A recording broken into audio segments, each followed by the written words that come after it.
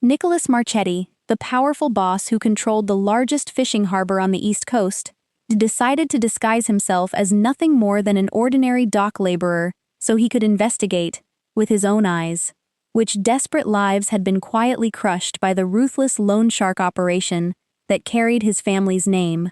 It was an idea entirely his own, born after 6 months of disappearing from the world, when he began to suspect that what his advisors had always dismissed as nothing more than a handful of insignificant debtors was actually hiding something far crueler beneath the surface. So, on a misty morning at the Boston harbor, the man whose name inspired fear throughout the entire waterfront stood among crates packed with ice and fish, wearing a worn-out laborer's jacket borrowed for the occasion, a simple knit cap pulled low to hide half of his face, and hands so clean they couldn't possibly belong to anyone who had ever gutted fish in the bitter cold before dawn. He didn't even know how to tie a rope properly, and the very first fish slipped from his grasp, sliding across the wet concrete, as though it somehow knew he was an imposter. But what Nicholas never expected was that this seemingly simple investigation would lead him to the woman who would change everything. He had no idea that only a few hours later, a widow with rough, calloused hands and a laugh as dry as fish bones would teach him how to survive in this unforgiving place, and that the very same woman was carrying on her shoulders a crushing debt signed under his own name. He also didn't know that later that very night, while standing silently inside the very club he owned, he would hear his own men laughing about her husband's death, and that moment would force him to face a choice that could change not only his own life, but also the fate of every soul living along that harbor. If this story touches your heart, don't forget to press the like button and subscribe to support us, and we hope you enjoy the story.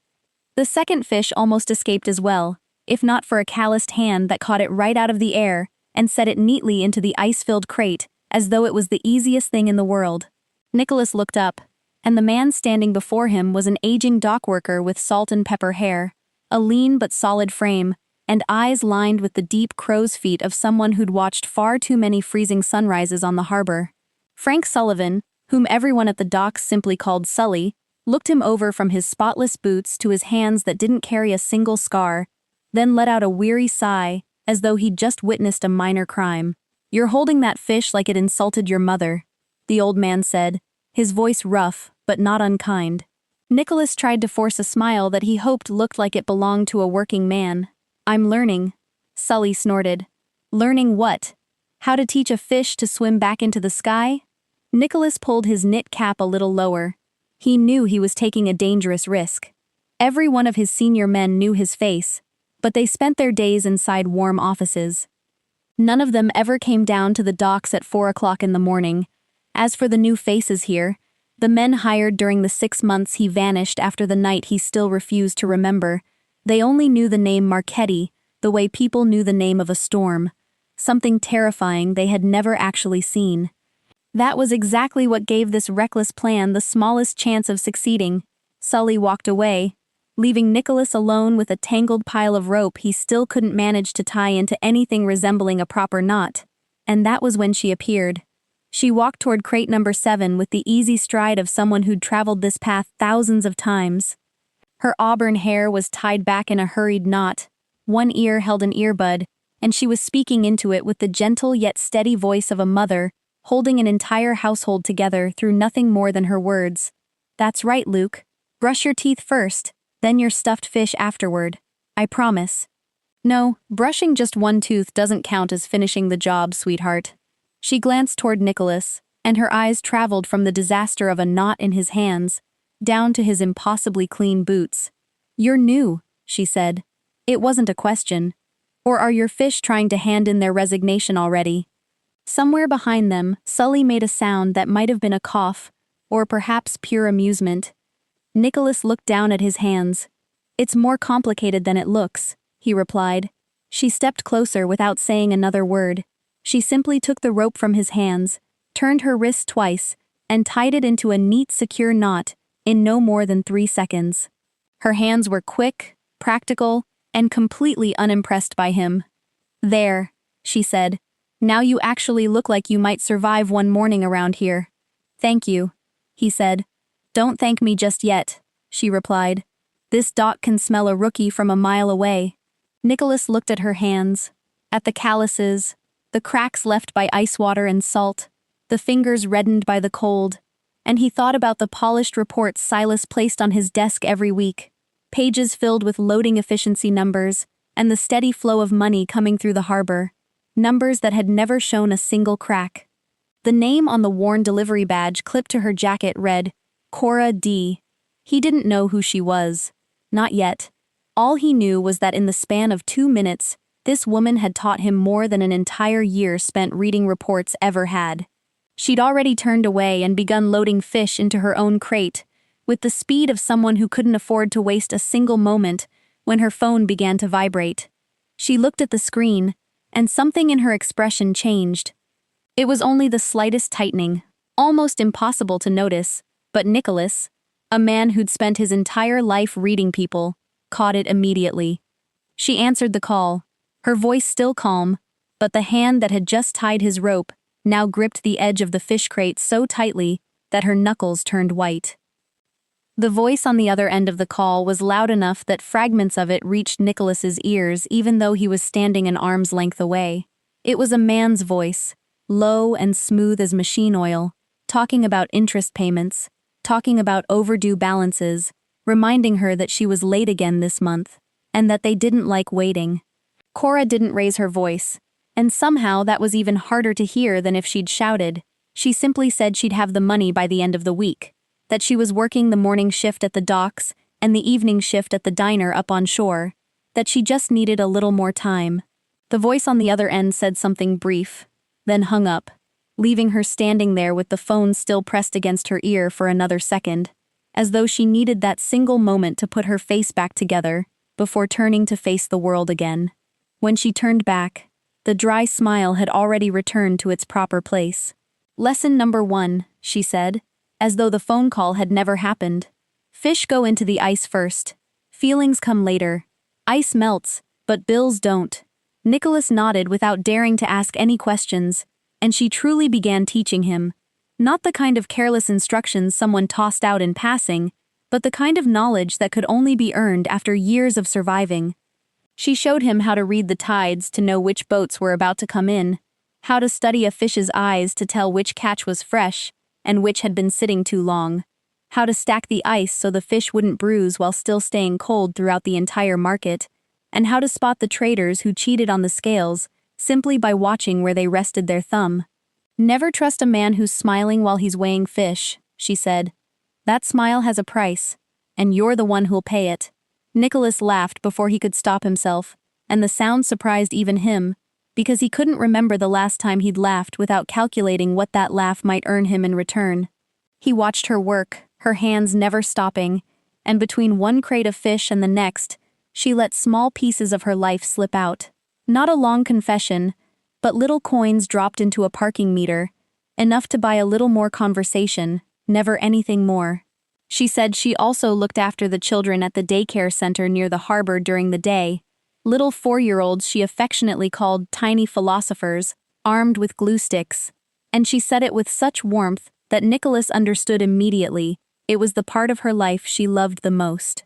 Then she said she did everything alone, and there was something about the way she said the word alone that kept him from asking another question, but she answered it herself. She said her husband had been a fisherman, that he'd gone out to sea on a winter night 2 years earlier, and the ocean had never given him back. There'd been no body, no grave, only an empty boat drifting ashore 3 days later, and the debt from a funeral for a man whose body was never even there to bury. She said it with the flat, steady voice of someone who'd repeated the story so many times that the words no longer cut into her, or at least she wanted people to believe they didn't. "Sean," she said, speaking his name as though gently setting down a stone. His name was Sean, and he could tie a rope knot in complete darkness, in the middle of a storm, using only one hand. She glanced at the neat knot she'd tied for Nicholas a little earlier, and one corner of her mouth lifted into the faintest smile. "You've got a lot of practicing to do." Nicholas said nothing, because for the first time in many years he didn't know what to say, and he realized that somewhere inside one of those thick files, Silas always dismissed as nothing more than a few insignificant debtors, there'd been a single line, a single name, a single figure belonging to a woman who'd fallen behind on her interest payments. And he'd skimmed over that line the same way he'd skimmed over hundreds of others, never realizing that behind that number were these calloused hands, that gentle voice speaking through an earbud, and a man named Sean whom the sea had chosen never to return. Nicholas watched Cora place the last catch into the crate, and for the first time he wasn't wondering what the report said. He was wondering how many names inside those files also belonged to faces like hers, faces he'd never once cared enough to see. When the morning market finally came to an end, and the last crates of fish had all been weighed, Cora told him there was still one more job to finish before they could call it a day. Nicholas realized this was a part of the business he'd never even known existed, because every day, the finest fresh fish from the entire harbor, along with thick envelopes stuffed with cash from the fishing boat captains, had to be delivered to the Blue Anchor Club in the Italian neighborhood, a place everyone at the docks knew belonged to the family, where fish became expensive appetizers and money became the price of staying safe enough to sail again. "That's the way it's always been," she said. "Every dock sends its share up there. Nobody asks why, because asking why is the fastest way to lose your place around this harbor." Nicholas climbed into the passenger seat of her old pickup truck, and he remained silent throughout the drive, because he knew exactly where they were going. He'd approved the renovations for the Blue Anchor Bar himself. He'd sat at the private table in the very back, dozens of times beneath its warm lights, but not once had he ever entered the building by the road Cora was taking now. She drove around to the back of the building and parked beside a narrow alley crowded with garbage bins and stacks of broken wooden crates, where a pool of black rainwater reflected the gray sky. She lifted the crate of fish along with the bag containing the envelopes and walked toward an iron door Nicholas had never even known existed. A young man stood guard there, his hair slicked back with gel, an expensive jacket hanging from his shoulders. He was one of the new faces Nicholas didn't recognize, one of the men brought in during the 6 months he'd disappeared from the world after the night a single bullet had nearly ended everything. The guard glanced at Nicholas's worn dockworker's clothes, looked at the knit cap pulled low over his forehead, then lazily waved a hand toward the service alley beside the building, with the bored expression of someone who'd repeated the same gesture 1,000 times before. "Your delivery goes through the service entrance," he said, never even bothering to look Nicholas in the eye. "Fish people don't use the same door as real customers." Nicholas stood there for a moment, and something unfamiliar rose inside his chest, because the man dismissing him as casually as someone shooing away a stray animal was one of his own men, drawing his paycheck, protected by his family name, and he had no idea that the man standing in that faded jacket could end his career with nothing more than a single nod. Nicholas wanted to tell him his name. He wanted to ask who'd written the rule saying that the people carrying the fish weren't allowed to walk through the same door as the people eating it. Then he realized it was entirely possible that he'd approved the rule himself, buried inside some security memorandum about traffic flow and cost reduction that he'd barely skimmed before signing. Cora walked through the service entrance without slowing for even a second, as though that small humiliation weighed so little it wasn't worth acknowledging. Somehow, it was exactly that indifference that weighed most heavily on Nicholas. Inside, the back stairway was narrow and dim, filled with the smells of damp cardboard, rainwater, and cold coffee. It bore no resemblance at all to the familiar scent of cedar wood and fine wine that always greeted him upstairs. Cora set the fish crate down on one of the steps to catch her breath for a moment, then reached into her jacket pocket and pulled out a dented insulated coffee flask that looked as though it had survived more winters than the young guard waiting outside had lived through. She poured steaming black coffee into the cup built into the lid, took a sip, then held the rest out toward him. "You look as pale as a fish that's been dead for 3 days," she said. Nicholas accepted the cup, and its warmth spread through his frozen fingers, a warmth he hadn't even realized he'd been craving. "Drink," she said. "That's survival rule number 1. Take care of yourself before the people upstairs start complaining that their soup's gone cold." He drank, and in that quiet moment, standing on the dark back staircase of the very club he owned, sharing a dented coffee flask with the woman carrying a crushing debt he'd yet to discover had been signed beneath his own name.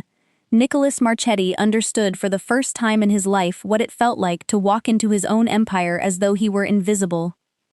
The back staircase led to a narrow hallway that opened into the storage room behind the bar, where Cora had to deliver the fish and the envelopes to the manager. The door connecting that room to the private lounge of the club was left slightly ajar, just enough for the laughter of the men inside to drift out like cigarette smoke.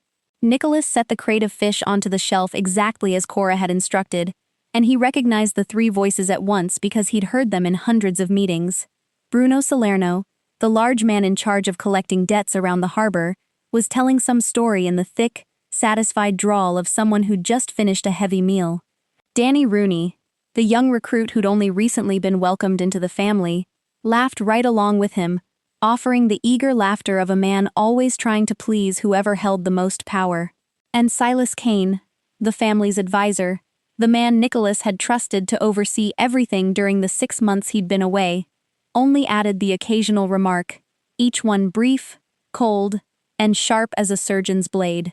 Bruno was talking about the debtors down at the docks, about how they needed to tighten the pressure, because those people were becoming slower and slower to pay. Then he mentioned a name that turned Nicholas completely still. That widow down at the fish market, Bruno said. That woman who's late with her interest every single month, and then starts telling everyone her sad little life story. She actually thinks tears are another form of payment. Rooney burst into loud laughter. Bruno kept going, his voice growing more delighted with every sentence. He said her husband had been nothing but a foolish fisherman. He said the sea had saved the family a considerable amount of money, because if the man were still alive, he'd probably be another debtor by now anyway. At least when he drowned out there, Bruno sneered.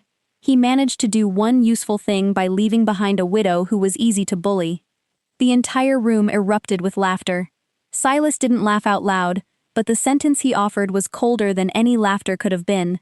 He said the emotions of the dock workers were the only asset that could truly be converted into leverage, and that a frightened widow was worth more than 10 debtors who still argued. Nicholas stood there, and he felt every drop of blood rush straight into his head. His fists tightened until his fingernails dug deep into his palms. The cruelty itself wasn't even the worst part. The worst part was how casually they spoke about it, as though mocking a woman who'd just lost her husband were nothing more than ordinary entertainment on an ordinary morning. He thought about the rough hands that had just tied the knot for him. He thought about the gentle voice he'd heard through the phone telling her child to brush his teeth. He thought about the name Sean, spoken so softly, as gently as a small stone placed upon the ground. Slowly, he reached for the edge of his knit cap. Just one movement. All he had to do was pull the cap down and step through that doorway. The entire room would collapse. Bruno would turn pale. Rooney would begin to tremble. Silas would straighten in his chair. Every one of them would discover the meaning of dignity in the most urgent way imaginable. His fingers had already touched the edge of the cap. Then he felt a hand resting lightly against his wrist. Cora. She was standing directly behind him, and she must have heard every single word. Every insult about her husband. Every insult about herself. Her hand wasn't strong. There was nothing dramatic about it. It was only the gentlest touch, yet it carried the unmistakable weight of a command. "Don't," she whispered. "Just one word." Nicholas turned to look at her, and her eyes told him far more than that single word ever could. They told him not here, not like this, not because of me. Her expression never changed, and that was what hurt him most, because he understood she'd heard words even worse than these before, and she'd learned how to remain standing through all of them. She lifted the empty fish crate, walked toward the half-open doorway, and instead of quietly slipping away, she stopped. She looked straight into the room filled with laughing men, and spoke in a voice so calm that it cut deeper than any scream ever could. "Do you know something?" she said. "A man who dies at sea to provide for his family is still worth more than an entire room full of men sitting in warmth while laughing at that sacrifice." The laughter vanished instantly. No one inside the room knew what to do with a woman who didn't scream, didn't cry, didn't beg, but simply spoke the truth and then turned her back. "Enjoy our fish, gentlemen," she said, then walked away, leaving behind a silence so heavy it seemed to settle over every corner of the room. Nicholas followed after her while every muscle in his body screamed for him to turn around. Yet he knew he had no right to do anything except keep walking behind the woman who'd just taught him what dignity truly looked like. As they stepped into the back alley, the cold morning air struck Nicholas in the face, but it didn't cool the heat racing beneath his skin. He stopped abruptly between the garbage bins and turned toward the iron door as though he were about to march straight back inside. "I'm going back in there," he said, his voice rough from forcing himself to stay under control. Cora didn't even slow her pace. She kept walking toward the truck with the keys already in her hand. "No, you aren't," she said without bothering to look back. "They don't get to talk about you like that," he snapped. "And not about your husband either."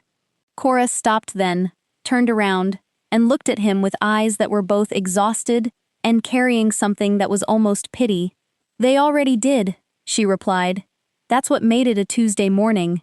Then she unlocked the truck, but the old chain securing the alley gate had caught around the handle.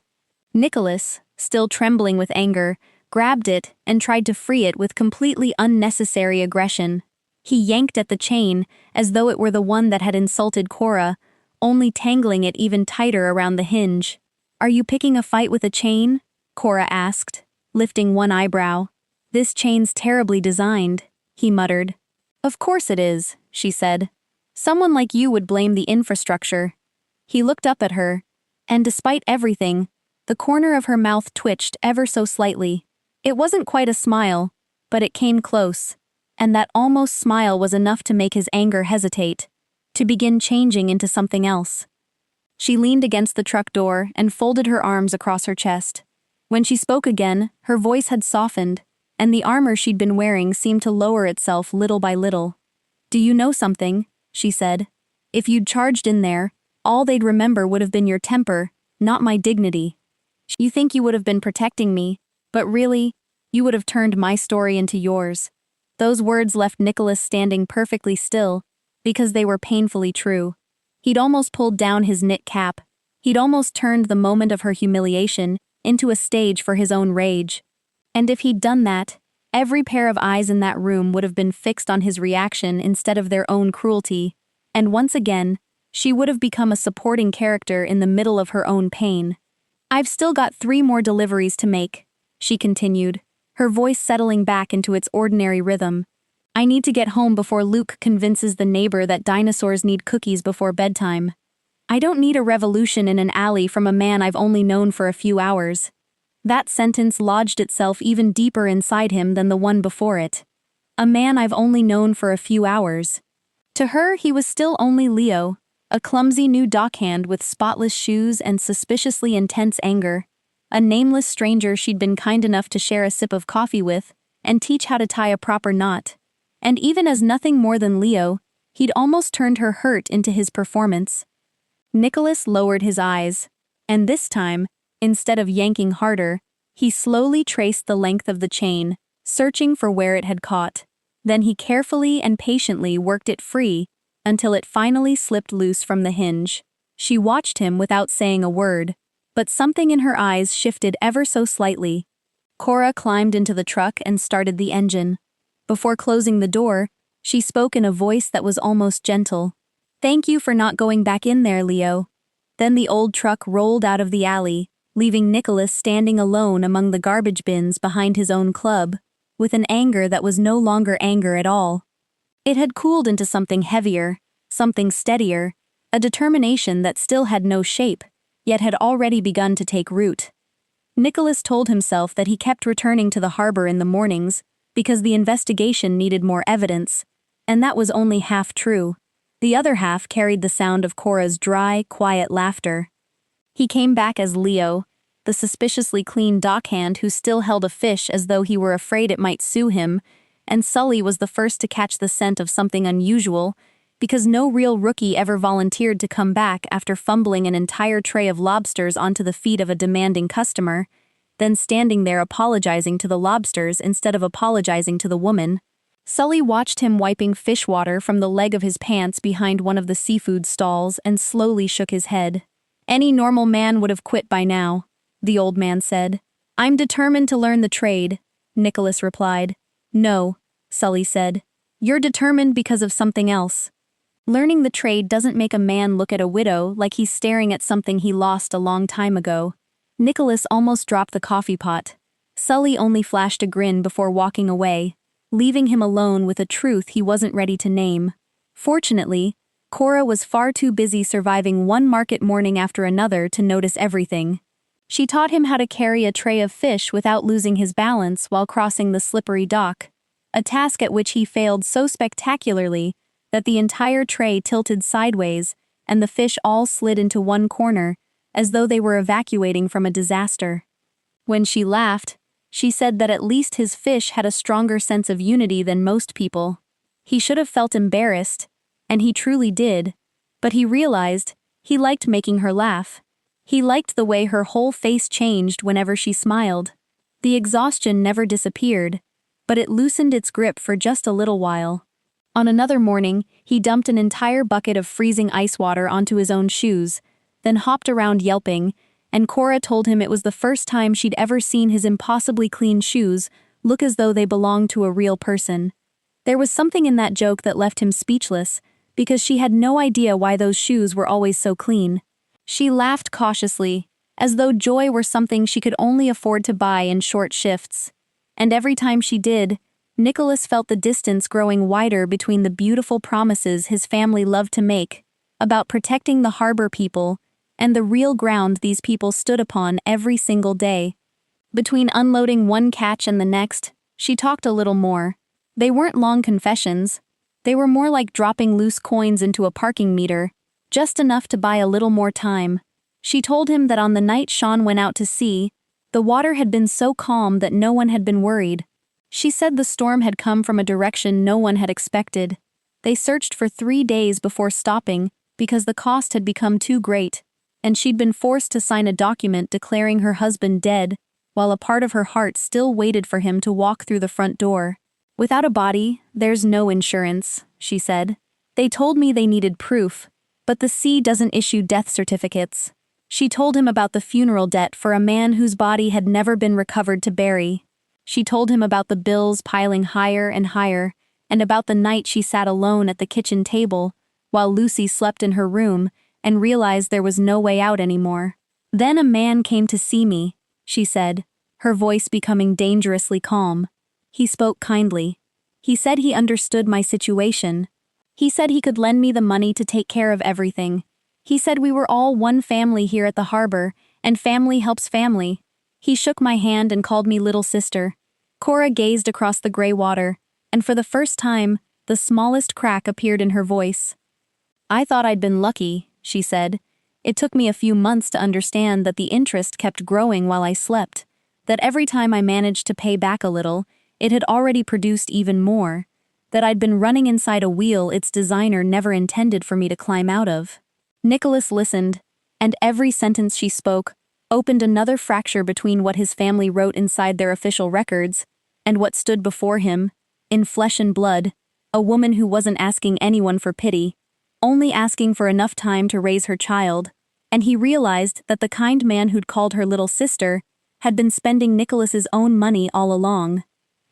By day, Nicholas became himself again, and in the cedar-paneled office on the top floor of the building overlooking the harbor, he sat across from Silas Kane and listened as the man explained the state of the waterfront in the calm, measured voice that had earned Nicholas's complete trust during the 6 months he'd spent recovering from his injuries.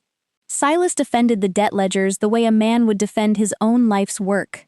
He said the cash flow from the harbor loans was the most reliable source of income the family had ever possessed, more dependable than the restaurants, more dependable than the docks themselves, because people would always need money, and the sea would always take something away from them.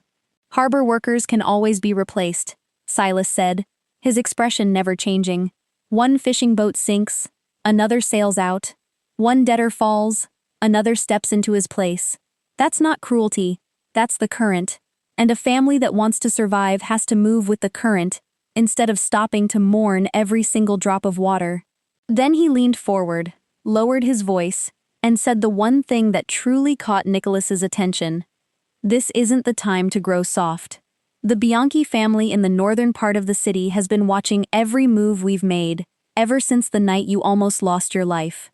They're waiting for the slightest sign of weakness before sweeping down to seize the harbor. Any mercy shown to these debtors will be red like blood in the water." Nicholas nodded, keeping the composed face of a mafia boss, but that night he remained alone in his office, long after Silas had gone home. He opened the files he'd once skimmed, only long enough to reach the summary pages. This time he read every page, every chart, every line of data, and the picture unfolding before him grew colder with every passing minute. He found countless harbor families burdened with interest rates he'd never approved. He found penalties piling on top of one another whenever someone was late by even a single day. He found cases where families had reported losing loved ones at sea, yet their debts hadn't paused for even a moment of mourning. The balances had simply continued growing with steady certainty, just like the tide itself. He wasn't searching for any particular name. It hadn't even occurred to him yet to look for one, because the scale of what he was seeing was already enough to leave him stunned. Hundreds of people were being slowly strangled by a machine he'd built himself before leaving it in Silas's hands to operate as efficiently as possible. And he was beginning to understand that the greatest efficiency almost always meant the greatest cruelty. But what finally stopped him cold, what sent a chill through his entire body, was one small column in the spreadsheet that he'd almost overlooked. It was labeled with 3 harmless-looking initials, the automatic compound interest column. He traced the formula hidden behind it, and suddenly, he understood that someone, almost certainly Silas, had built a system that allowed interest to multiply upon itself every single night, without anyone needing to press a button, without anyone making another decision. It was an automatic wheel that transformed small loans meant to cover funerals or repair fishing boats into traps, with no escape after only a few months. This was the wheel Cora had spoken about. The wheel that kept growing while people slept. Now he was staring directly into its machinery, cold numbers quietly multiplying themselves in the darkness, while women like her lay awake all night trying to decide which meal they could afford to skip, just to make another payment. Nicholas sat motionless before the pale glow of the computer screen, and he realized that the worst kind of cruelty wasn't Bruno's mockery, or his cruel jokes. The worst cruelty was the kind that no longer required human hands, the kind that had been programmed to operate by itself, disguised behind 3 neat little initials so no one would ever have to feel guilty. He printed that column of data, folded the pages, slipped them into the inside pocket of his jacket, and for the first time, he wasn't asking himself what the spreadsheets were saying. He was asking himself who'd been made invisible so those numbers could look so perfect. On a rainy evening near the end of their deliveries, Cora's old truck broke down 2 blocks from her apartment. It let out one rough, sputtering cough before falling completely silent in the middle of the rain pouring onto the pavement, and Cora rested her forehead against the steering wheel with a weary sigh, as though the truck had betrayed her once again, in a long chain of betrayals. Nicholas said he'd push, and he was so hopelessly bad at it that it was almost unbelievable. He kept trying to coordinate the effort as though he were running a board meeting, even calling out a counting rhythm to no one but himself, and from behind the steering wheel, Cora called back that if he said the word leverage one more time, she'd let the truck roll right over his foot. By the time they finally managed to push the truck safely against the curb, both of them were soaked to the skin. They hurried into the aging apartment building where she lived, and there in the lobby, beneath the pale yellow lights, stood a little boy, waiting in dinosaur pajamas, with a blanket wrapped around his shoulders, like a superhero's cape. Mrs. Kowalski, the neighbor from the floor below, had been watching over him. The little boy's eyes grew wide the moment he saw Nicholas. "Are you the man who dropped the whole tray of lobsters?" he asked with the solemn voice of a tiny judge. Cora let out a quiet groan. Nicholas accepted the verdict with as much dignity as he could manage. The boy thought about it for a moment, then announced with the absolute certainty only children possess, "You're Mr. Slippery Hands." The nickname attached itself to Nicholas instantly, and the man whose name was whispered throughout the entire harbor, the man whose own people feared even without having seen his face, lowered his head and accepted his new title with such sincere gratitude that even he was surprised by it. Inside the small apartment, warm and comfortably cluttered with children's drawings covering nearly every inch of the refrigerator, Cora dried Luke off and fixed him a mug of warm milk, while Nicholas settled onto the floor, at the little boy's formal invitation to join a game Luke proudly called Harbor Master. The boy owned an entire fleet of toy boats in every size imaginable, and he directed them in and out of the harbor with the serious dedication of someone carrying tremendous responsibility. He decided which boats were allowed to dock first, which ones had to wait, which boats carried fish, and which ones carried dinosaurs. Nicholas picked up the smallest tugboat, intending to send it out to sea, but Luke immediately stopped him with one small hand raised in complete authority. "No," the little boy said. "That tugboat isn't allowed to drive." "Why not?" Nicholas asked. "Because it's little and bossy," Luke explained, as though that were the most obvious truth in the world. "The little ones who always want to give orders are the ones you've got to keep an eye on." Nicholas burst into genuine laughter, and from the kitchen Cora looked up at him. It was only a brief glance, yet there was something softer in her eyes than before. Nicholas probably should have felt offended that a 4-year-old had accidentally described exactly half the men he'd spent his life working beside. But instead, he felt something far more dangerous. He felt as though he were home. In this tiny room, sitting on the floor among plastic boats, soaked by the rain, and answering to the name Mr. Slippery Hands, nobody knew who he really was. Nobody knew the real name hidden beneath his knit cap. Nobody knew that the man arranging toy boats beside her son was the very man whose machine, operating under his own name, was tightening its grip around the throat of the woman now standing in the kitchen warming milk. That was the most dangerous part of all, because throughout a life built upon power, vigilance, and always knowing exactly who he was, and exactly what everyone else wanted from him, Nicholas had never before been able to sit peacefully in a place where he was simply a clumsy man, trusted by a little boy, and quietly welcomed by a weary woman. When Luke finally yawned, and Cora carried him to bed, Nicholas remained sitting alone on the floor with the smallest tugboat resting in his hand, the boat that wasn't allowed to drive because it was little and bossy. He thought about the folded pages tucked inside his jacket pocket, about the column labeled automatic compound interest, and he understood that every minute he remained here surrounded by this warmth without telling her the truth, he was building the very betrayal he already knew she'd never forgive. A few nights later, while Cora and Nicholas were delivering the last orders of their evening shift, her phone rang. Mrs. Kowalski's voice trembled on the other end of the call as she said that Luke had developed a very high fever. His little body was burning with heat, he was completely exhausted, and in his feverish haze he kept calling for his mother. Cora pulled the truck to the side of the road immediately. Panic swept across her face so quickly that Nicholas felt it before he even understood what was happening, and the hands that were always so steady now trembled slightly as she opened the delivery app on her phone to cancel the remaining orders. But the moment she touched the cancel button, a cold warning appeared on the screen, reminding her that repeatedly canceling deliveries without notice could lower her performance rating and cost her the right to receive future shifts. Cora stared silently at those words, and Nicholas watched something inside her sink, because even while her child lay burning with fever, the system he'd built was still demanding obedience from her. It still treated a sick little boy as nothing more than an inconvenience interrupting productivity. Then, at the very worst possible moment, another vehicle pulled up behind them. Danny Rooney stepped out with the collar of his coat turned up against the rain, and the smug smile of a man who knew he held all the power. He said he'd been following her delivery schedule.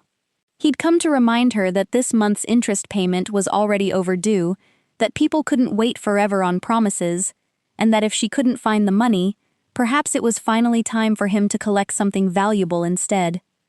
His eyes drifted toward Sean's old toolbox, still resting in the back of her truck, the worn collection of fishing gear she'd kept as the last remaining piece of her husband. "You could sell that pile of scrap metal," Rooney said with a syrupy voice, "or I could help you with it. After all, a man who drowned doesn't have much use for nets and hooks anymore." Cora stepped between him and the truck. Her face had gone completely pale beneath the streetlights, and Nicholas felt his entire body turn to ice. He could end all of this with a single sentence. One phone call to the right person. One name spoken aloud. Rooney would drop to his knees on the rain-soaked pavement and beg for forgiveness. The debt would disappear into thin air. The finest doctor in the city would arrive at her apartment within 15 minutes. A car would come to pick her up. Every disaster standing before her would vanish faster than this rain could even stop falling. His hand was already inside his jacket pocket. His fingers had already wrapped around his phone, and he'd almost pulled it out. But Cora caught the look in his eyes. She didn't know who he really was. She didn't know the true name hidden beneath the edge of his knit cap.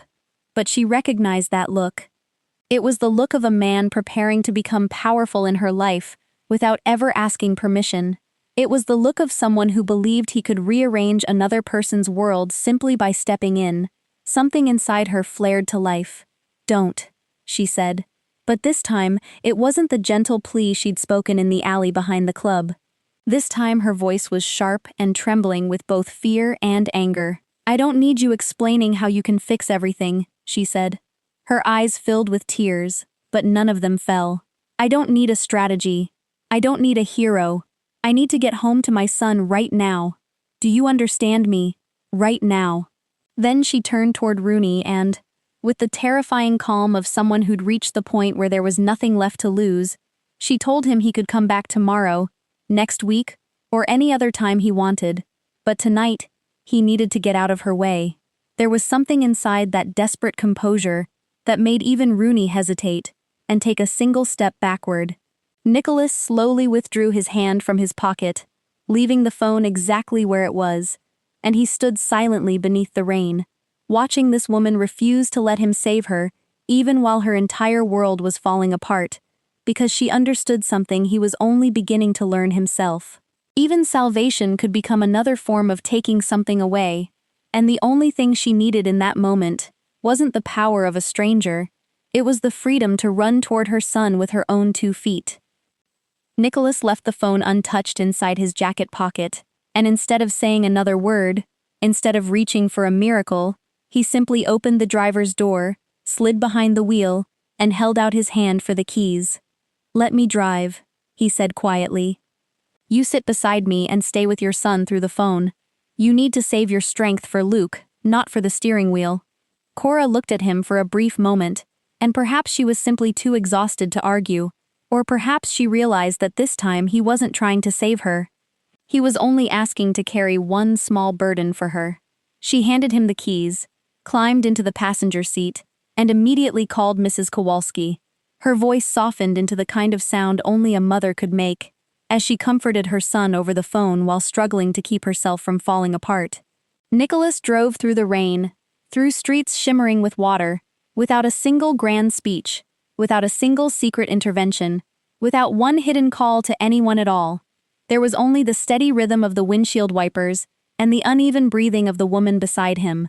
Inside that silence, he tasted the full weight of his shame, knowing that his own app had just treated a feverish little boy as nothing more than a disruption to efficiency. When they arrived, Cora rushed upstairs ahead of him. By the time Nicholas entered the apartment, Luke was lying on the sofa with flushed cheeks burning from fever. His body looked exhausted, yet his eyes still brightened the instant he saw Nicholas. Cora checked his temperature, called the medical advice hotline, searched for fever medicine, and moved through the apartment with the anxious competence of a mother who'd already survived far too many nights like this on her own.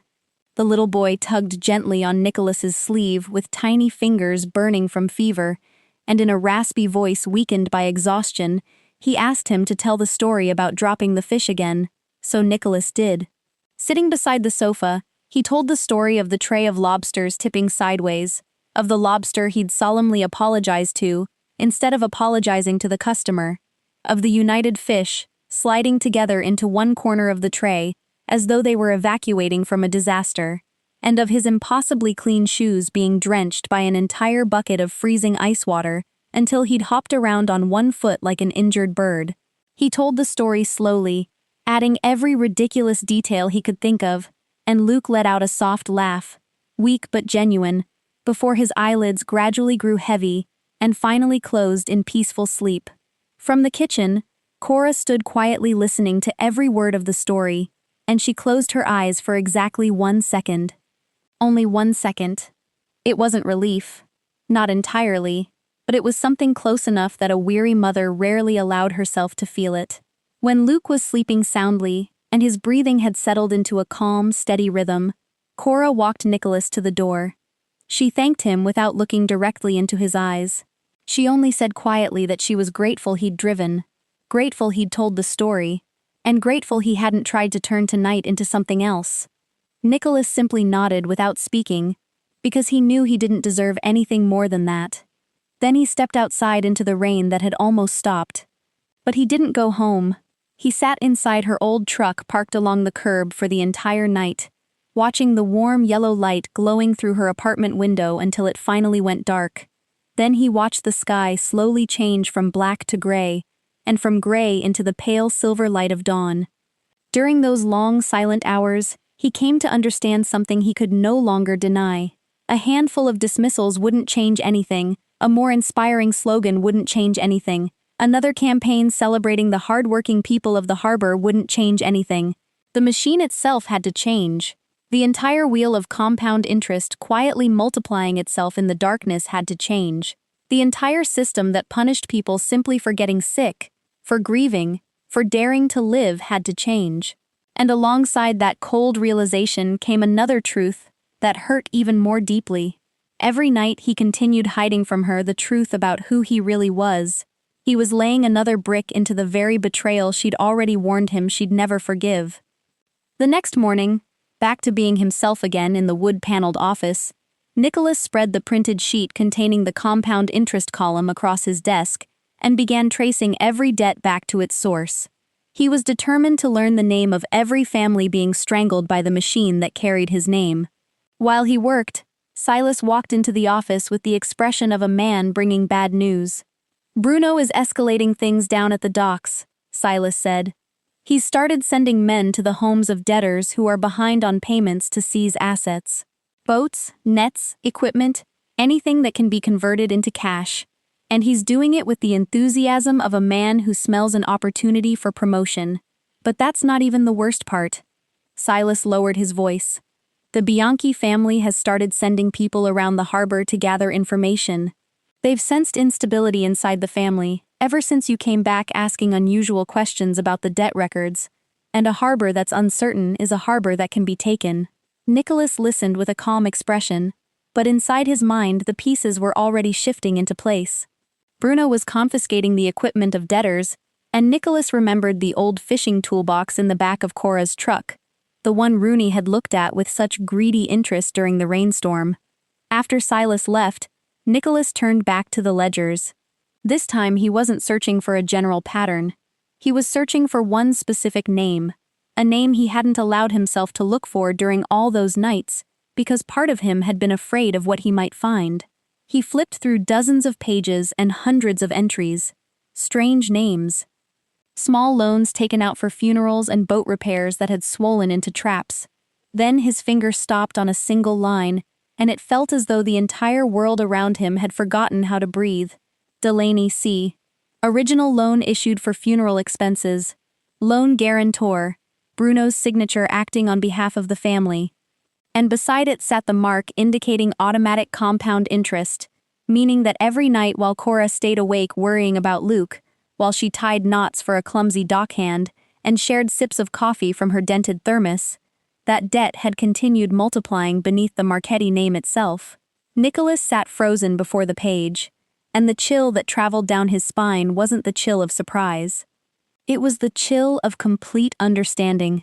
The woman who'd taught him how to survive at the harbor, the mother who'd closed her eyes for one brief second while listening to him tell stories to her son, the woman who'd refused to let him save her because she understood dignity in a way he'd never understood, was the very debtor his own men had mocked in the room behind the club. She was the very person his machine had been designed to crush, without requiring a single human hand to press a button. The kind man who'd appeared during her darkest hour, who'd shaken her hand and called her little sister, that man worked for him, spent his money, and acted beneath the authority of his name. Nicholas realized that he couldn't keep being Leo any longer. Not because the investigation had gathered enough evidence, but because every second he remained hidden was another second of complicity in the cruelty unfolding before him. He had to reveal himself. He had to stop the wheel from turning, even knowing that the moment he removed the knit cap would also be the moment he forever lost the only place where he'd ever been allowed to exist as an ordinary man. That afternoon he went down to the harbor one final time wearing the dockworker's clothes. Not to work but simply to look at the place once more through Leo's eyes. Sully found him standing silently beside fish crate number 7, staring into the distance toward the spot where Cora's old truck usually parked. The old dockworker stood beside him for a while without speaking. Then he finally said, his rough voice carrying no surprise at all, "I knew it. Those hands have never cleaned a fish in their entire life." Nicholas turned to look at him, and Sully simply nodded slowly, like a man who'd figured out the truth long ago and had merely been waiting for it to confess itself. Then the old man added, "Whoever you are, whatever it is you're about to do it properly. This harbor has already endured more than enough empty promises." Nicholas called a meeting of the entire family on Friday morning in the Grand Hall of the Blue Anchor Club, and he ordered that word be sent to every major debtor at the harbor, instructing them to attend, something so unprecedented that the entire waterfront buzzed with rumors. When the doors finally opened, Cora walked in with the crowd of harbor workers, still wearing her work jacket, still carrying the expression of someone who'd long ago learned how to prepare herself for disappointment with practiced professionalism, and nowhere among the sea of people did she see Leo. Then the lights in the hall dimmed, a side door opened, and the man who stepped onto the platform wasn't the clumsy dockhand with impossibly clean shoes. It was Nicholas Marchetti, dressed in a perfectly tailored charcoal gray suit, without the knit cap, without the worn jacket, with nothing left to hide, the living, breathing boss of the entire harbor. For one suspended moment, Cora's mind refused to join those two men into the same person. Then beside her, Sully muttered that he'd told everyone all along those shoes had been far too clean, and the truth crashed over her like an icy wave, leaving her body frozen where she stood. Nicholas looked across the room, and he found her almost immediately. Their eyes met for a single heartbeat, and something in his face shifted ever so slightly. It wasn't enough for anyone else in the room to notice, but it was enough for her to understand. Then he forced himself to look away and began to speak. He didn't dress the story up as some heroic adventure. He said plainly that during the past several weeks, he'd disguised himself as a dockhand named Leo.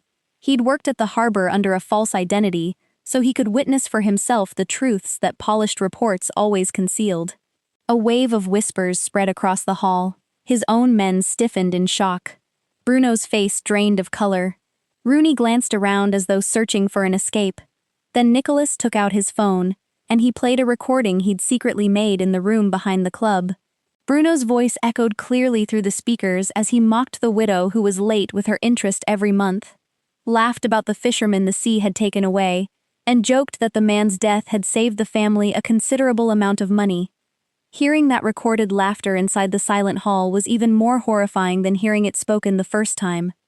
Nicholas called every man in the recording by name, leaving no one a place to hide.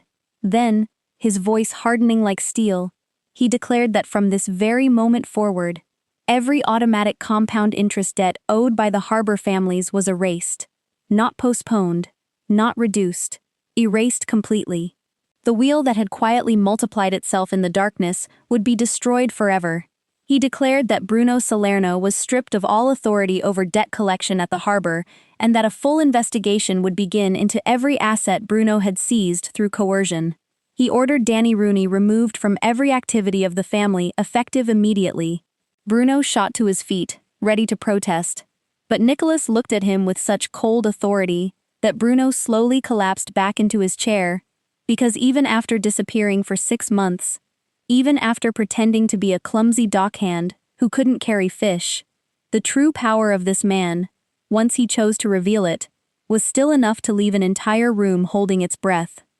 Nicholas continued, saying that this machine had been built to profit from human misery, that it had treated a sick child as nothing more than a disruption to productivity, that it had treated a widow mourning her husband as an opportunity for leverage, and that from this day forward, it was over. Every sentence struck the room like another crashing wave, never allowing anyone the chance to recover, and everyone present, from the powerful members of his organization to the ragged harbor workers, stood in stunned silence before a Nicholas Marchetti none of them had ever seen before. A mafia boss dismantling with his own hands the very machine that had created his fortune. Yet throughout the entire speech, Cora never once took her eyes off him. There was no relief in her gaze. There was no gratitude. There was only a growing numbness, because she was piecing together every memory one by one. The sip of coffee they shared on the dark staircase. The knot she'd tied in the rope for him. The story he'd told Luke about the fish on the night her little boy had a fever. She realized that the man who'd sat on the floor of her apartment playing harbor master with her son, the man who'd listened while she spoke about Sean in that calm, even voice, was the very owner of the name signed beneath the debt that had been crushing her life all along. And she'd trusted him. She'd welcomed him into her home. Just as Nicholas's declarations came to an end, and the entire room was still reeling from the shock, Silas Kane slowly rose to his feet. With the calm, measured voice that had earned the trust of so many people, he began defending the machine, as though he were defending the greatest work of his life. "This system isn't perfect," Silas said. "No one would deny that. But it can scale. It can function on a large scale, and that's the only thing keeping this family alive in a city filled with predators. The harbor workers are independent contractors," he continued. "They choose to borrow money of their own free will, and the family can't take responsibility for every individual circumstance. We can't bring an entire machine to a halt because one child has a fever, or because one fishing boat sinks. The moment we start making exceptions for every personal tragedy, the entire model collapses. And when this family collapses, the Bianchi family will sweep in, and then the harbor workers will finally discover what real cruelty looks like." Everything he said sounded chillingly reasonable. Words like scale, efficiency, and current. Words carefully chosen so that no one would ever have to feel guilty. But Nicholas didn't let him finish.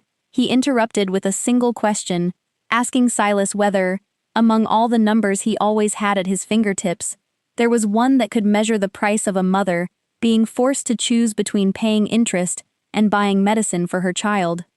Silas said nothing because he possessed every number in the world except that one, and that silence crushed his entire argument before everyone in the room. Then, in the middle of that stillness, Cora stood up. She hadn't planned to do it, but her feet had risen before her mind had a chance to stop them, and the moment she stood, every eye in the great hall turned toward her, the woman from the recording, the widow they'd all just heard about. She didn't look at Nicholas first. She looked at the people surrounding her, the weathered, exhausted faces of the harbor workers, the hands cracked from ice water, the worn-out shoes, and only then did she turn toward him on the platform. "If all you're going to do is fire a few men and deliver a speech," she said. Her voice wasn't loud, but it carried clearly through the silence. "Then you've missed the heart of the problem." She said the harbor workers didn't need a mafia boss disguised as a dockhand before someone realized they were human beings, because they'd been human beings the entire time. They'd been human every night they sailed into the sea, every freezing morning at the market, every time they'd tied another knot in the darkness.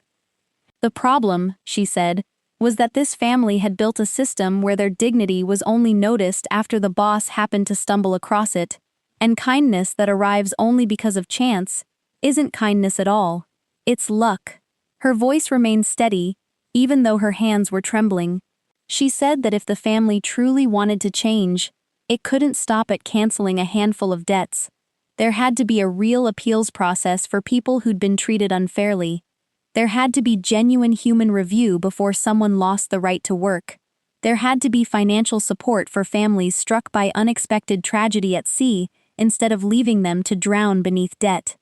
There had to be the right to refuse dangerous work without punishment. There had to be transparency in the way interest was calculated. And there had to be real representatives chosen from the harbor workers themselves, with genuine authority, not smiling faces printed on propaganda posters hanging from the walls. Nicholas listened without interrupting her once, without trying to soften the discomfort of the moment. When she finished speaking, he simply nodded once and said that every one of those proposals would become part of the reform plan, with direct participation from the harbor workers themselves and independent outside oversight. That should have made Cora feel as though she'd won, but she didn't feel that way at all, because beneath every truthful word spoken that morning, something else had begun rising inside her chest, a crack that had only just begun to open, not yet fully formed, yet already cold enough to tell her that this morning was far from over. When the meeting ended and the crowd slowly began to disperse, the harbor workers buzzed with excited conversation about everything they'd just witnessed, about the Mafia boss who'd erased their debts with his own hand, about a future that might finally be different. Cora, however, remained standing exactly where she was, and she realized that the feeling that should have come, the feeling of vindication, of justice restored, of finally being seen, simply never arrived. Because while everyone else in that room saw a generous Mafia boss correcting past wrongs, she saw something far more personal, something only she could possibly see. The man standing on that platform wasn't a stranger who'd stepped forward to save her. He was Leo. He was the man who'd stood beside her on the dark staircase, sharing a sip of coffee from her dented thermos, while pretending not to know anything about that place. He was the man who'd sat on the floor of her apartment among Luke's toy boats, and let her little boy give him the name Mr. Slippery Hands. He was the man who'd listened as she spoke about Sean in the quiet, even voice she reserved only for the deepest wounds of her life. He'd listened as she told him about the funeral debt, about the kind man who'd called her little sister, about the wheel that kept growing while she slept. He'd sat there nodding with understanding, while knowing all along that his own name stood beneath that debt, that the kind man worked for him, and that the wheel crushing her life was turning because of the very machine he'd built. She'd handed him the truest fragments of her life, one small piece at a time, like dropping coins into an open hand. And throughout all that time he'd already been carrying the answer to every one of her sorrows without saying a single word. She'd taught him how to tie a proper rope knot, as though he were nothing more than a helpless stranger, and he'd let her do it. He'd witnessed the fear that crossed her face every time her phone rang with the debt collector's name on the screen. He'd stood right beside her the night the app threatened to take away her right to work, while her son burned with fever. And now he stood high above everyone else on that platform, admired throughout the harbor as a savior, while she remained below, exposed before them all, turned into a character inside the story he'd told, in order to redeem himself. Cora said nothing. She simply bent down, picked up her bag, pulled the collar of her coat higher around her neck, and quietly walked out of the great hall, disappearing into the flow of people without offering him a single word, without looking back a second time, because some wounds are far too private to speak about in a room filled with strangers, and some betrayals can never be touched by the gratitude of a crowd. From the platform, Nicholas watched her disappear through the doorway, and he didn't chase after her. He didn't call out her name, because he knew he had no right. He stood there, surrounded by congratulations, surrounded by handshakes from people whose debts had just been erased, and he felt an emptiness, unlike anything he'd ever known, because he realized he'd repaired the machine while breaking the one thing he'd come to treasure most. He'd believed that once the truth was revealed and justice was finally done, everything would naturally fall back into its proper place. But now he understood that there is a kind of wound no public act of justice can ever heal, a wound born only between two people when one allows the other to place their trust in them while hiding the one truth that mattered most. He remembered her warning from weeks before, when she'd said that people with power always invent beautiful names for hiding the truth, that they always call their deception protection, and he realized that he'd become exactly the kind of man she'd feared more than anyone else. The machine had been repaired, but the woman who'd taught him why it needed to be repaired had just walked out the door, carrying with her the very part of his humanity he'd only just begun to find again. The story spread faster than Nicholas could have imagined, because in the city's underworld, a mafia boss who erased debts with his own hands and dismantled the very machine that had made his fortune wasn't seen as noble. It was seen as a sign of weakness, and nothing draws sharks faster than the scent of blood in the water. Within just a few days, In bars, along the docks, and inside the back rooms of rival families, people began whispering a different version of the story. They said Nicholas Marchetti had gone soft. They said the boss who'd once commanded the respect of the entire East Coast had lost his edge because of a woman from the fishing docks. They said that somehow, that widow had slipped through the armor around his heart and made him betray the interests of his own family. And Cora's name, the name she'd never allowed anyone to turn into gossip, now passed from one mouth to another like a game piece, a weakness, a name forever tied to the possible downfall of the Marchetti Empire. Aldo Bianchi, the head of the rival family on the north side of the city, was the quickest to catch the scent of opportunity. He'd been waiting for a crack like this ever since the night Nicholas had nearly lost his life and disappeared for half a year. Now that crack had finally appeared, not as a weakness in numbers or territory, but in the form of a single person, a woman the boss clearly cared about. Bianchi understood that the fastest way to shake a powerful man wasn't through a direct attack. It was by touching the one thing that occupied his heart. So he quietly sent people to watch the docks, gathering information about the widow, about her routines, about the streets she drove through every night, turning her into a piece on a chessboard she didn't even know she'd been placed upon. Messages began circulating, subtle but unmistakable, suggesting that Nicholas's position now depended on how well he could protect that woman, that a mafia boss who revealed he had a weakness had also revealed exactly where others should strike. Meanwhile, in her own neighborhood, Cora found herself enduring a different kind of wound. Quieter perhaps, but no less painful. People began looking at her differently. They whispered behind her back at the diner where she waited tables, at the preschool where she taught 4-year-old children, and in the hallways of her apartment building. Some called her lucky for catching the attention of a mafia boss. Some called her manipulative, saying she'd set a trap for a powerful man. Some pitied her. Others envied her. Every one of them talked about her as though she were a character in a story they had every right to judge, without a single one of them ever asking whether she'd agreed to become that character in the first place. She, the woman who'd spent her entire life protecting the last scraps of her dignity by refusing to let anyone turn her pain into their story, now watched that pain taken from her hands, reshaped, twisted into rumors, transformed into something the whole city believed it owned. No one had asked her when Nicholas decided to investigate the docks under the name Leo. No one had asked her when he exposed her story before a hall filled with strangers. And now no one was asking her as the entire underworld turned her into the leverage meant to shake an empire. Every major decision affecting her life these days was being made by powerful men sitting in rooms she'd never even entered. And she, a single mother who wanted nothing more than to raise her child and live in peace, had once again become the one forced to bear the consequences of choices she'd never been allowed to make. Cora sent him a brief message asking to meet, and they met in the alley behind the Blue Anchor Club, the very place where the delivery route wound past garbage bins and broken wooden crates, the very place where, weeks earlier, she'd stopped him from walking back into the meeting room. They both understood that choosing this place wasn't an accident. Nicholas arrived first, and when she emerged through the evening mist, he didn't make her speak first. He apologized immediately, saying he knew he'd been wrong, that he didn't have a single excuse worthy of what he'd done. But Cora didn't soften at his apology. "You turned my life into something the whole city talks about," she said, her voice never rising, yet every word cut like a blade. "And you were only able to do that because you waited far too long to tell me the truth. You turned my exhaustion into evidence for your investigation. You turned my kindness, sharing a sip of coffee with you, into your touching discovery. You turned the story of Sean, my husband who died, into a recording you played in front of a room full of strangers. You held the most private pieces of my life in your hands for all those days, and you chose to stay silent. Then when you finally spoke, I wasn't a person anymore.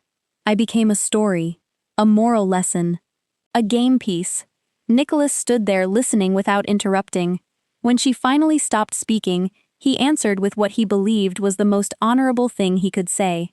"If my presence in your life is putting you and the people you love in danger, then I'll walk away completely. I'll disappear from your life." I'll take care of everything from a distance so you'll never have to see my face again." Cora almost laughed, but it was the laughter of pain, not of joy, because even inside that offer, one that sounded noble on the surface, she recognized the very thing that had wounded her from the beginning. "There," she said. "Do you see it now? You're still the one making the decision. You decided to investigate without asking me. You decided to expose me without asking me. And now you've decided to disappear without asking me. The problem was never whether you stayed or left," she said, looking straight into his eyes without looking away. "The problem is whether you respect me enough to stop making decisions about my life for me. You keep believing that loving someone means clearing every road ahead of them, saving them from every storm. But you don't understand that when you do that, you're also taking away their right to walk on their own 2 feet. I survived Sean's death. I survived the debt. I survived every lonely night. Not because someone rescued me, but because I got back up on my own. What I need from you isn't another hero who comes in and rearranges my life. I need someone who knows how to stop and ask me what I want." Her words struck so deeply that Nicholas felt they hurt more than anything he'd ever heard, because his entire life had been built upon the belief that power meant having the ability to solve everyone else's problems, that caring for someone meant controlling everything that could ever harm them. And now this woman was telling him that the very belief he'd lived by was another form of possession. He stood silent for a long time. Then he didn't make a grand promise. He didn't beg. He didn't lay out some elaborate plan to earn her forgiveness. He simply spoke 3 quiet words. "You're right." He told her that he'd give her whatever distance she chose. The reforms at the docks would continue without ever using her name. There'd be no interviews, no publicity campaign, no turning her into the symbol of anything. And as for the danger posed by the Bianchi family, he'd tell her everything he knew, honestly and completely, so that she would be the one to decide what should happen next, not him deciding for her. For the first time since she'd learned who Leo really was, something very small inside her chest finally eased. It wasn't forgiveness. She wasn't ready for that. It was only the fragile relief of someone who, at last, was being treated as the rightful owner of her own life. True to his word, Nicholas didn't decide on his own how to deal with the threat from the Bianchi family. Instead, he met with Cora and told her everything he knew. He explained that Aldo Bianchi saw her as a weakness, that messages had already begun circulating hinting at his position, and that although he had many ways to protect her, he wouldn't do a single thing unless she agreed. He laid out the choices before her the way he would for an equal, not for someone who needed to be sheltered. After thinking it through, Cora made her own decision. She chose neither to run nor to hide behind him. Instead, she wanted him to confront the Bianchi family openly and decisively, as a mafia boss defending his territory, not as a man trying to possess a woman. Nicholas did exactly that. He met with Bianchi and made it unmistakably clear that the harbor and the people who lived and worked there stood under the protection of the Marchetti family, not as debtors, but as people who belonged to that place, and that any move against them would be treated as a direct attack against him. His true authority, the authority that had never disappeared but had merely been hidden beneath a knitted cap, was more than enough to make Bianchi back away, because a mafia boss willing to dismantle the very machine that made him wealthy for the sake of principle was far more dangerous than one driven only by greed. Months passed, and the harbor changed in ways people could feel with their own weathered hands. The automatic compound interest machine was destroyed completely. The crushing debts were erased. In its place grew a genuine harbor relief fund, one created to help families struck by unexpected tragedies at sea, to cover medical bills, repair fishing boats, and ease the burdens of losses that had once earned nothing but loans that tightened like a noose. Bruno Salerno disappeared, along with the investigation into everything he'd stolen through coercion, and Danny Rooney vanished from the harbor as well. No one waited beside delivery trucks on rainy nights anymore. A real harbor council was established, made up of representatives who carried genuine voices instead of serving as decorative faces. Frank Sullivan, the old dock worker who'd guessed the truth from Nicholas's impossibly clean hands, was elected as one of its leaders. The very first thing he did with his new authority was demand better coffee at every meeting in the name of workers' dignity. When Nicholas approved the budget for the coffee, Sully complained that it still tasted terrible, and Cora decided that was exactly what democracy looked like. As for her, Cora was never turned into a symbol. No posters carried her face. No interviews mentioned her name, exactly as Nicholas had promised. Instead, the family offered her a real position, not because she was the single mother who'd changed a mafia boss's heart, but because she understood better than anyone what night shifts, sick children, and debts that grew in the darkness truly did to a human being. She became the bridge between struggling dock families and the relief fund, the person who reviewed requests for assistance, the one who made certain every act of help reached a real human being instead of disappearing into another number on a page. She did that work with the understanding she'd paid for over the course of an entire lifetime. She absolutely refused to let anyone give the fund a name that sounded like an advertising slogan. When the communications department suggested calling it the Standing Together for Seafaring Families Initiative, she simply looked at them and said the name sounded like a brand of toothpaste trying to raise children. Then she gave it a much simpler name, one that said only this: this is a place where people help one another get back on their feet. The dock workers' gathering was held on one of those rare cold days blessed with sunshine, when the sun finally broke through the harbor's constant blanket of fog and spread a shimmering silver light across the water. The entire waterfront came together around long wooden tables, the air filled with the rich aroma of grilled fish and the laughter of people who, for the first time in years, no longer had to worry about interest quietly growing larger in the darkness. Cora had fought fiercely against the fish-shaped balloons the organizers wanted to hang everywhere, and she'd won half the battle. The balloons were replaced with ordinary ones, although the baked pastries still came shaped like little boats, and Luke, now completely healthy again and bursting with energy, absolutely loved them. Cora was helping him balance his paper plate when she saw Nicholas walking toward them across the grass. He wasn't wearing a tailored suit. He wasn't wearing an expensive watch. There were no bodyguards. No cameras followed him.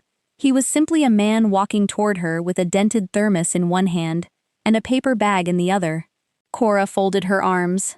That bag had better not contain some grand romantic declaration, she said. Nicholas looked genuinely offended.